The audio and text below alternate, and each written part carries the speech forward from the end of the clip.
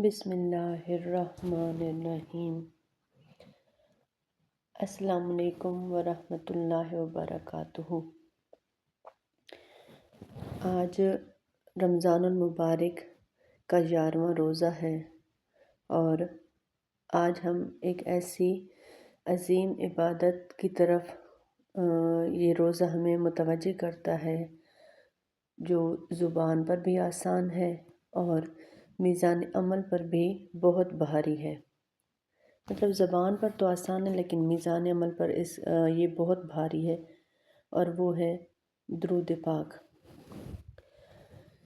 درود پاک وہ مبارک عمل ہے جس میں ہم اپنے پیارے نبی حضرت محمد صلی اللہ علیہ وآلہ وسلم پر سلام اور ان پر رحمت بھیجتے ہیں، اور یہ صرف ایک ذکر نہیں بلکہ محبت، عقیدت اور اطاعت کا ایسا اظہار ہے۔ اللہ تعالیٰ قرآن مجید میں ارشاد فرماتا ہے، بے شک اللہ اور اس کے فرشتے نبی کریم صلی اللہ علیہ وآلہ وسلم پر درود بھیجتے ہیں، اے ایمان والو تم بھی ان پر درود اور سلام بھیجا کرو۔ یہ آیت ہمیں بتاتی ہے کہ درود بھیجنا صرف ایک نیکی نہیں بلکہ اللہ کا حکم ہے۔ 11ویں روزے میں ہمیں یہ سمجھنا چاہیے کہ درود پاک ہماری دعاؤں کی قبولیت کا ذریعہ ہے۔ جیسا کہ نبی کریم صلی اللہ علیہ وآلہ وسلم نے فرمایا کہ جو شخص مجھ پر ایک بار درود بھیجتا ہے اللہ اس پر 10 رحمتیں نازل فرماتا ہے۔ سوچئے ہم ایک درود پڑھتے ہیں اور بدلے میں 10 رحمتیں پاتے ہیں۔ درود پاک پڑھنے سے دل کو سکون ملتا ہے، پریشانیاں دور ہو جاتی ہیں اور رزق میں بھی برکت آ جاتی ہے اور دعائیں قبول ہوتی ہیں۔ اور رمضان المبارک میں درود پاک کی برکت جو ہے وہ کئی گنا زیادہ بڑھ جاتی ہے، کیونکہ اس مبارک مہینے میں ہر نیکی کا اجر بڑھا دیا جاتا ہے۔ تو 11ویں روزے میں بھی ہمیں اپنے روزمرہ زندگی میں درود پاک کو شامل کرنا چاہیے، اور نماز کے بعد دعا کرنے سے پہلے اور بعد میں، مطلب جب ہم دعا کریں اس سے پہلے بھی درود پاک پڑھیں اور اس کے بعد بھی، اور درود پاک پڑھتے رہیں چلتے پھرتے کام کاج کے دوران۔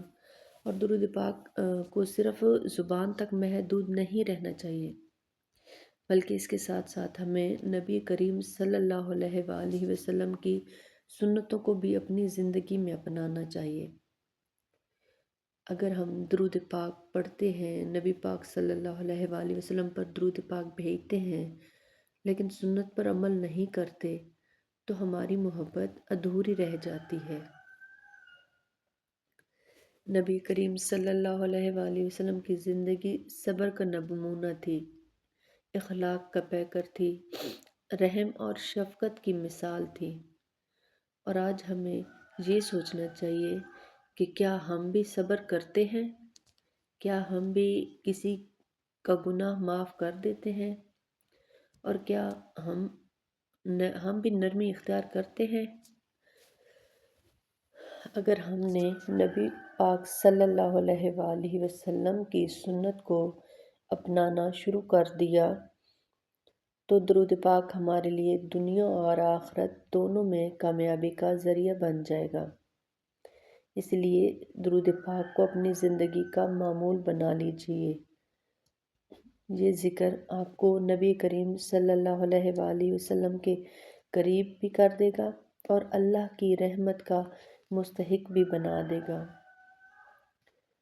تو اللہ سے دعا ہے کہ یا اللہ ہمیں کثرت سے درود پاک پڑھنے کی توفیق عطا فرما، ہماری دعاؤں کو درود پاک کی برکت سے قبول فرما، اور قیامت کے دن ہمیں نبی کریم صلی اللہ علیہ وآلہ وسلم کی شفاعت نصیب فرما، آمین یا رب العالمین۔ تو 11ویں روزے کے جو وظائف ہیں وہ میں آپ کے ساتھ شیئر کرتی ہوں۔ انشاءاللہ ان وظائف کو پڑھ کر آپ اپنے نامہ اعمال میں نیکیوں کا اضافہ کریں گے، تو یہ آپ کے سامنے ہر نماز کے بعد کے جو وظائف ہیں وہ آپ کے سامنے نظر آ رہے ہیں اسکرین پر۔ فجر کی نماز کے بعد آپ نے 33 مرتبہ یہ یا غفور یا رحیم پڑھنا ہے۔ پھر ظہر کی نماز کے بعد آپ نے یا رحیم یا ودود کا ذکر کرنا ہے۔ عصر کی نماز کے بعد آپ نے 21 مرتبہ یہ دعا پڑھنی ہے۔ پھر مغرب کی نماز کے بعد آپ نے 7 مرتبہ یہ دعا پڑھنی ہے، اور تراویح کے بعد 11 دفعہ یہ دعائیں آپ نے پڑھنی ہے۔